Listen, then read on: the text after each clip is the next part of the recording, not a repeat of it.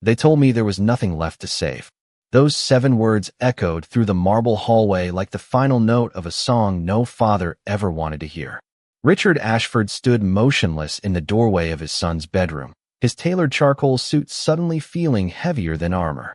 Beyond him, one by one, 30 of the nation's finest doctors quietly gathered their medical bags and walked toward the front entrance of the estate. No one met his eyes.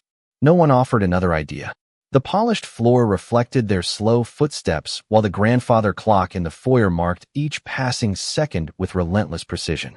Somewhere upstairs, a heart monitor continued its steady rhythm, filling the silence that no amount of money could erase. 8-year-old Ethan Ashford had not spoken in weeks. He barely reacted to light, to voices, or even to the father who had built an empire promising to solve impossible problems. Richard had flown specialists from Boston, Houston, Seattle, and Los Angeles on private jets. Neurologists, pediatric experts, behavioral therapists, and researchers had all examined the boy. Every test returned another stack of reports. Every consultation ended with another apology. The mansion, once alive with laughter and business celebrations, had become painfully quiet, its towering windows letting in cold winter sunlight that never seemed to warm the rooms. Housekeepers whispered. Security guards avoided eye contact. Even the butler moved more softly, as though loud footsteps might break whatever hope remained. Richard stared at his son through the slightly open bedroom door. Ethan lay beneath a light gray blanket, his small chest rising and falling almost imperceptibly. Expensive machines surrounded the bed, blinking with perfect mechanical confidence, yet none of them could explain why the little boy seemed farther away each day. Richard clenched his jaw until it hurt. There had been a time when every obstacle in his life could be overcome with another investment, another acquisition, another brilliant expert. But standing there, he realized the cruelest truth of all. Fortune could purchase the world's greatest minds, yet it could. Not by one genuine moment with his own child. Downstairs, the heavy front door opened as the last physician quietly stepped outside. A blast of crisp December air swept through the foyer before the door closed again with a deep echo. In that same moment, another sound rose from the far end of the hallway. It was nothing dramatic, only the soft clink of a metal toolbox being set gently on the floor. Marcus Brooks, a black single father hired that morning to repair the mansion's aging heating system, had paused halfway through replacing an air circulation panel. He wasn't wearing a white coat. He carried no medical credentials. His worn work boots still held traces of dust from the basement utility room, and the sleeves of his navy work shirt were rolled neatly above his wrists. But as he listened to the silence settling over the house, something about it felt painfully familiar. He slowly lifted his eyes toward the staircase, hearing something no one else seemed to notice, a faint, uneven tapping coming from Ethan's room. Marcus's expression changed. His heartbeat quickened. Then, without raising his voice, he looked toward the billionaire and spoke the words that made every person in the hallway stop breathing for just a moment. Sir, before everyone gives up, would you trust me for 5 minutes? Richard Ashford did not answer immediately. Every pair of eyes in the hallway shifted toward Marcus as though they had just heard something impossible. The head physician slowly removed his glasses and studied the maintenance worker with quiet disbelief. One of the nurses gave a sympathetic smile, assuming the man simply could not accept what the specialists already had. Helen Carter, the estate's longtime house manager, took a cautious step toward Marcus. Sir, she whispered gently, the doctors have already tried everything. Marcus nodded with complete respect. I believe they have, ma'am, he replied. I am not questioning their work. His calm voice carried no arrogance, no challenge, only a quiet certainty that somehow made the silence even heavier. Richard finally looked at him for the first time. He noticed the faded wedding band Marcus still wore despite the empty space beside it. He noticed the calloused hands of a man who spent his days repairing broken things for other people. Most of all, he noticed that Marcus was looking past the expensive equipment upstairs and toward Ethan himself. Are you a doctor? Richard asked. No, sir. A therapist? No, sir. Then why would you believe you can help my son when people with decades of experience could not? Marcus lowered his eyes for a brief moment before answering. Because I have spent the last 9 years learning something that cannot be taught in medical school. The hallway fell silent again. Richard frowned. unsure whether he should feel offended or curious. Marcus continued before anyone could interrupt. My daughter, Ava, is 9 years old. When she was 3, the world became too loud for her. Bright lights hurt her eyes. Sudden sounds made her hide beneath tables. There were days when she could not speak at all, and nights when she could not sleep because every little noise felt like thunder. His voice remained steady, but memories softened every word. I worked mornings as a building technician and evenings at a grocery store. Every night, I came home wondering whether I had enough strength left to be the father she needed. Helen quietly lowered her eyes. Even the departing physicians stopped walking. Marcus smiled faintly as though remembering something precious. I used to think my job was to teach Ava how to live in our world. Then one day, I realized she was patiently teaching me how to see hers. Richard listened without speaking. For the first time in weeks, someone was not discussing charts, medications, or laboratory results. Marcus was talking about a child instead of a condition. I learned that sometimes silence is not empty. Marcus continued softly. Sometimes silence is where trust begins. I learned that forcing a frightened child to respond only pushes them farther away. I learned that before a child can hear your voice, they must first believe your presence is safe. Richard felt something tighten inside his chest. Those words landed with more weight than every clinical report stacked inside his study. Upstairs, another faint tapping echoed through the ceiling. Marcus looked toward the sound once more. I cannot promise a miracle, sir, he said quietly. But I believe your son is trying to tell everyone something. I only want 5 minutes to listen. Richard closed his eyes for a long moment. Every instinct built over decades of commanding billion-dollar negotiations told him never to trust emotion over evidence. Yet evidence had failed him. The specialists had exhausted every treatment they believed could help. Every monitor continued to blink with indifferent precision while his son remained locked behind a silence no one seemed able to reach. Slowly, Richard looked toward the physicians still standing near the front entrance. If this were your child, he asked quietly, would you stop a man who is asking for only 5 minutes? No one answered. Several doctors exchanged uncertain glances before the head physician finally spoke. Mr. Ashford, medically speaking, there is little risk in allowing him to sit with Ethan. We simply do not expect any clinical change.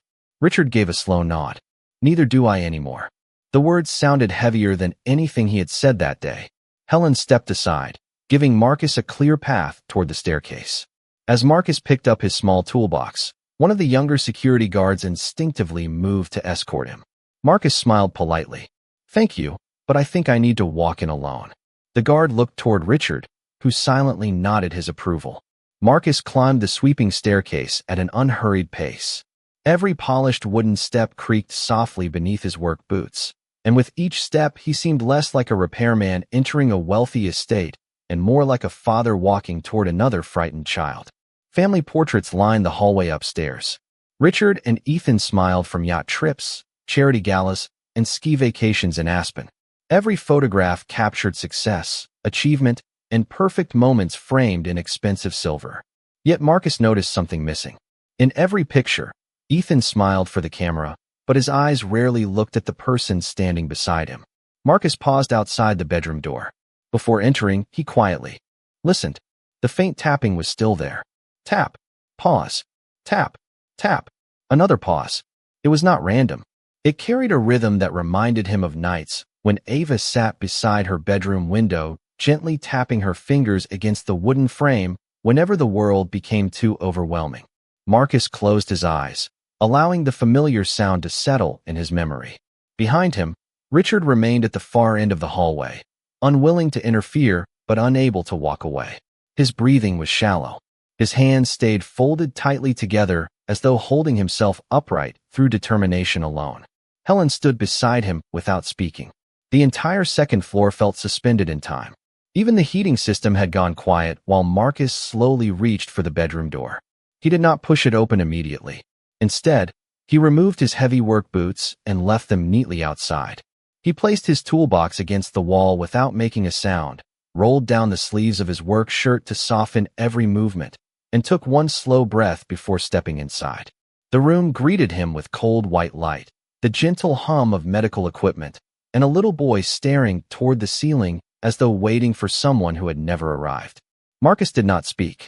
He simply looked at Ethan with the same patient eyes he had once reserved for his own daughter, already sensing that whatever happened during the next 5 minutes would have nothing to do with medicine and everything to do with trust. Marcus remained just inside the doorway, allowing the room to introduce itself before he ever tried to introduce himself to Ethan. The air felt unusually cool despite the expensive climate system humming behind the walls. Bright ceiling lights washed every surface in a sterile white glow, and the quiet rhythm of electronic monitors filled every corner. Ethan lay perfectly still, his eyes fixed somewhere beyond the ceiling, while his fingers continued the same gentle pattern against the blanket. Tap, pause, tap, tap. Marcus recognized the rhythm immediately. It was not random. It was regulation. It was the sound of a child trying to hold himself together when the world became too overwhelming. Without speaking, Marcus slowly crossed the room, not toward the bed, but toward the wall beside the window. He carefully dimmed the overhead lights until only the warm afternoon sun filtered through the curtains. The room instantly softened. The harsh reflections disappeared from the polished floor, replaced by golden light stretching quietly across the carpet.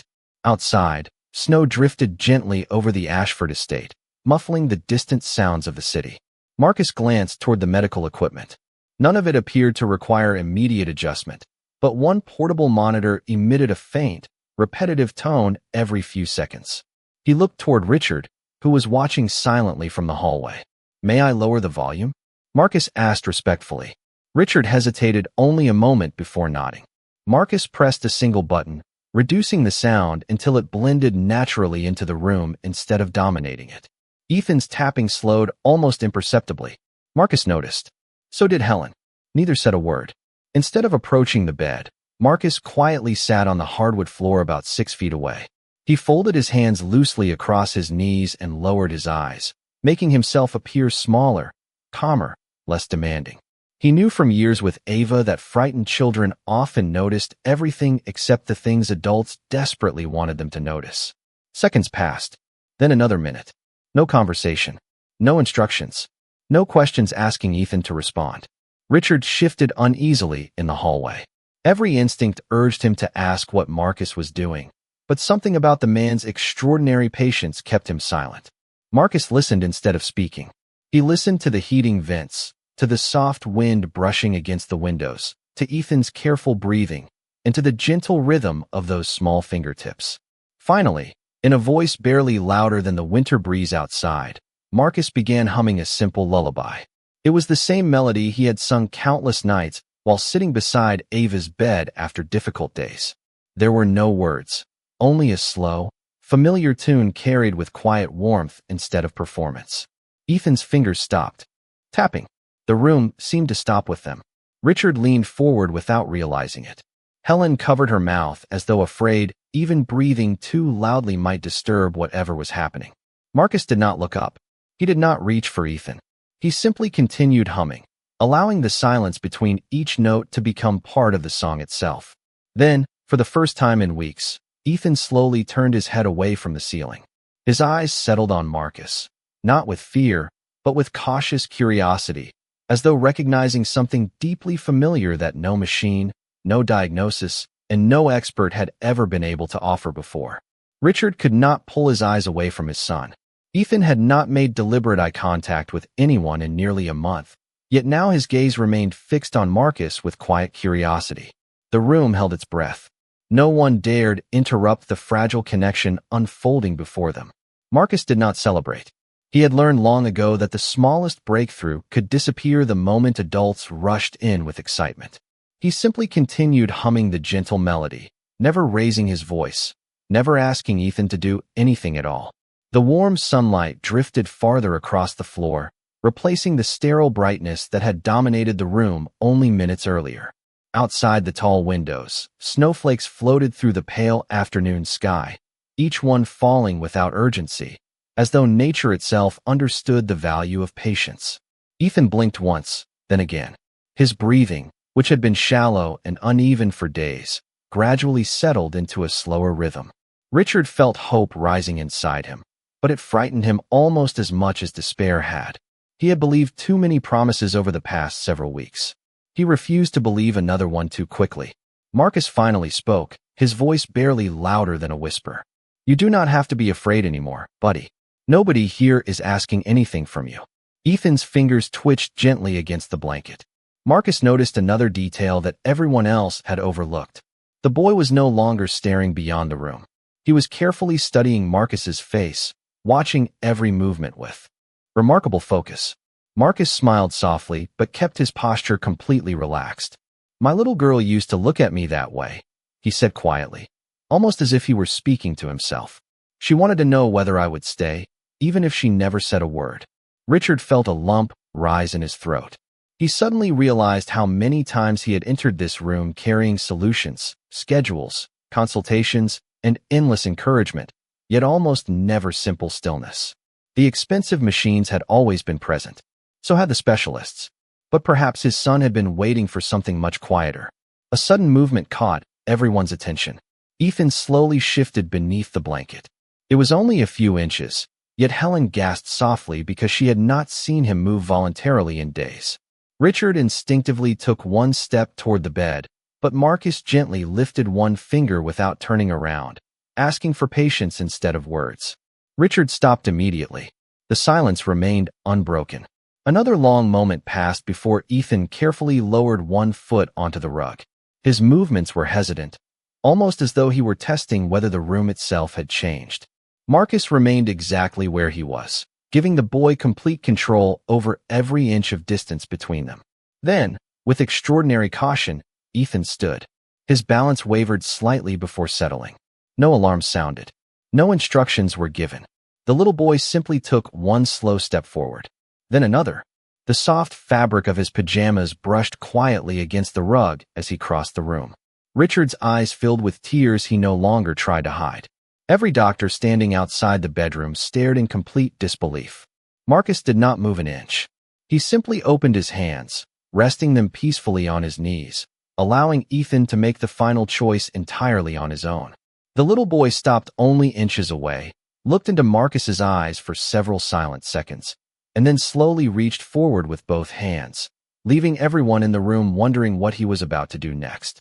The room remained perfectly still as Ethan's small hands finally reached Marcus. Instead of pulling away or hesitating, the little boy gently rested both palms against Marcus's shoulders as though confirming that the man sitting before him was real. Marcus did not move. He did not wrap his arms around the child or rush the moment. He simply stayed present, allowing Ethan to decide what happened next. A heartbeat later, Ethan slowly leaned forward and rested his forehead against Marcus's chest. The soft hum of the heating system blended with the quiet winter wind beyond the windows, and for several long seconds no one in the mansion dared to speak. Richard covered his mouth with one trembling hand. He had watched specialists spend hours trying to earn Ethan's trust through carefully designed exercises, expensive equipment, and endless encouragement. Yet this ordinary father had done something completely different. He had offered nothing except patience, safety, and time. Marcus gently resumed the same lullaby, the familiar melody vibrating softly through his chest. Ethan closed his eyes. His shoulders, tense for so many weeks, gradually relaxed. The rigid expression that had become so familiar slowly disappeared, replaced by a calm that no medicine had been able to create. Helen quietly wiped away tears as she watched the impossible unfold before her. Even the physicians standing outside the doorway lowered their heads in silent amazement. One elderly neurologist whispered almost to himself, "He is responding to connection, not instruction." Richard heard the words, but barely understood them. His attention remained fixed on his son, who now appeared more peaceful than he had looked since before his illness had changed everything. Marcus finally spoke in a warm, steady voice that carried neither triumph nor surprise. "You have been so brave, Ethan. You have been trying to tell everyone how loud the world feels. It is all right now. Nobody is going to rush you." Ethan tightened his gentle embrace for just a moment before slowly stepping back. Then something happened that Richard thought he might never witness again. Ethan lifted his eyes toward his father. It was only a glance at first, uncertain and fragile, but it was unmistakable. Richard's breath caught in his throat. Tears rolled freely down his face as he resisted every urge to run forward. Marcus gave him the smallest nod, reminding him that trust was still growing. Richard remained where he was. Instead of calling Ethan's name, he simply smiled through his tears. The little boy studied his father quietly, almost as though seeing him with fresh eyes. Then Ethan took one careful step toward him. Richard's heart pounded so loudly he wondered whether everyone else could hear it. Before Ethan reached him, he paused and looked back at Marcus one more time. Marcus smiled with quiet reassurance and placed one hand gently over his own heart. Ethan copied the gesture without being asked. Richard felt something inside him break open, not from sorrow, but from understanding. In that silent exchange, he realized his son had never been waiting for someone to fix him. He had been waiting for someone willing to slow down enough to truly meet him where he was. And for the first time since the nightmare began, Richard understood that the greatest lesson in his own home had come not from wealth or expertise, but from a father whose deepest education had been loving his own child. No one spoke for what felt like an entire minute. The mansion that had echoed with urgent footsteps, whispered consultations, and impossible decisions now rested in a silence unlike any it had known before. Ethan remained standing between the two men, his small hand still resting over his heart exactly as Marcus had shown him. Then, almost shyly, he looked back toward his father. Richard understood the invitation this time. He did not rush across the room. He did not kneel dramatically or call Ethan's name. Instead, he took one slow step, then another, allowing his son the same space Marcus had so carefully protected. When they finally stood only a few feet apart, Ethan reached forward and quietly slipped his little hand into his father's. Richard closed his fingers gently around it, as though holding the greatest treasure he had ever known. Tears blurred his vision, but he did not wipe them away. "I am here," he whispered, "and I am going to learn." Ethan did not answer with words. He simply remained there, calm and steady, no longer shrinking from the world around him. Behind them, the head neurologist slowly approached Marcus. His voice carried genuine humility instead of professional certainty. "Mr. Brooks," he said softly, "would you help me understand what you saw that all of us missed?" Marcus looked toward Ethan before answering. "I did not see something you missed," he replied. "I simply recognized something I had already lived." The physician listened without interruption. "When my daughter became overwhelmed, everyone focused on making her respond. I learned that before a child can respond, they first need to feel completely safe. Safety is not only about medicine. It is about presence. It is about slowing down until the child believes you are willing to meet them where they are instead of asking them to come where you are." The doctor's shoulders lowered as though an invisible weight had been lifted. "We spent weeks trying to guide Ethan back to us," he admitted quietly. Marcus smiled with kindness rather than judgment. "Sometimes children are not lost. Sometimes adults are simply standing in the wrong place." Richard heard every word. Each sentence settled deep inside him, exposing truths that had remained hidden beneath years of success and endless responsibilities. He remembered the late nights spent inside boardrooms while Ethan waited at home. He remembered promising, just one more meeting, just one more business trip, just one more deal. He had always believed he was building a better future for his son. Standing there now, holding Ethan's warm little hand, he wondered how many ordinary afternoons he had traded away for extraordinary achievements that suddenly seemed so small. Helen quietly approached Marcus with a folded handkerchief. "Thank you," she whispered, her voice trembling with emotion. Marcus accepted it with a grateful smile, though the tears gathering in his own eyes had nothing to do with recognition. He was thinking about Ava. He was thinking about the countless evenings she had unknowingly taught him lessons that no university could ever offer. Richard slowly turned toward Marcus. For a long moment, words failed the billionaire who had spent his life negotiating billion-dollar agreements with effortless confidence. Finally, he managed to speak. "You did not just help my son today," he said softly. "You showed me the father I should have been all along."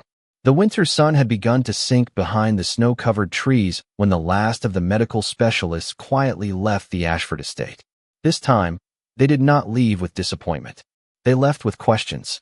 Richard remained beside Ethan, still holding his son's hand as though afraid the moment might disappear if he let go. Ethan looked calmer than anyone had seen him in weeks. He had not spoken yet, but he no longer seemed trapped behind invisible walls. Marcus slowly stood, brushing a trace of dust from his work pants before reaching for the toolbox he had nearly forgotten beside the bedroom door.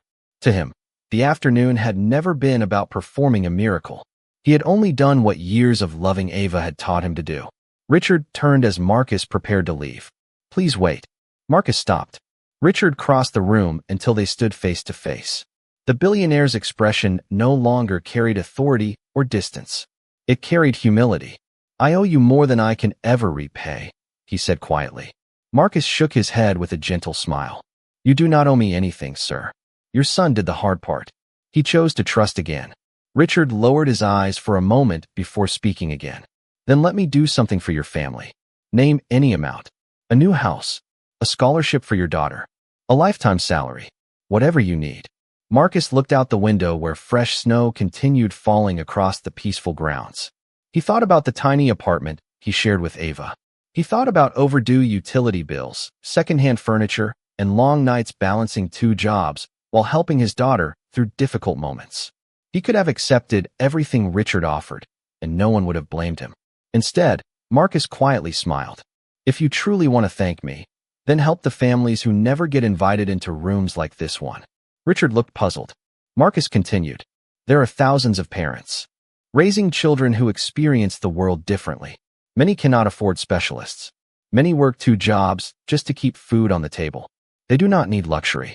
They need someone to believe they deserve support before they run out of hope." The words settled over the room with remarkable weight. Helen looked away to hide fresh tears. Even the head neurologist slowly nodded in agreement. Richard walked toward the large windows overlooking the estate. Beyond the gates stretched miles of neighborhoods, schools, hospitals, and families he had rarely thought about despite building businesses across the country. For years, he had measured success through numbers on reports and growth charts. Standing there now, he realized the greatest investment he had never made was in people whose struggles would never appear on financial statements. He turned back toward Marcus with quiet determination, replacing the exhaustion in his face. "Tomorrow morning," he said, "my foundation begins creating a nationwide program for families raising children with complex developmental needs.